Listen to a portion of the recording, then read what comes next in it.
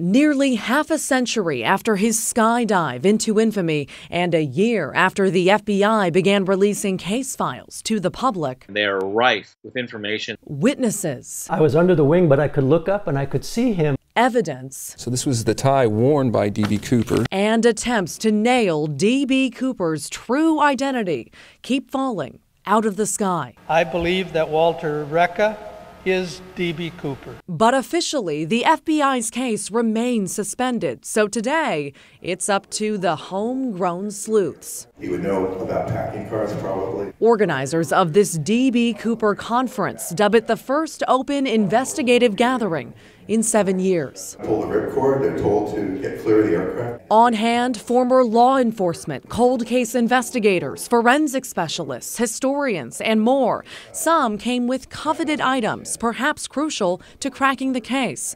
All brought a shameless fascination for the tale of the mysterious suit and sunglasses wearing man who on November 24th, 1971, boarded a Portland to Seattle flight and handed a note to a flight attendant.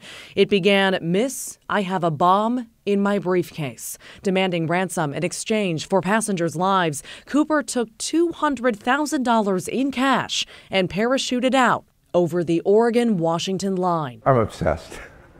I think it's an incredible mystery. A mystery that parachute expert Mark Meltzer believes may be due for a big break. I think what could happen is that D.B. Cooper is still alive or recently died, and that some relative going through some mementos or some retained items will find something that's significant and related to the crime, and it will progress from there.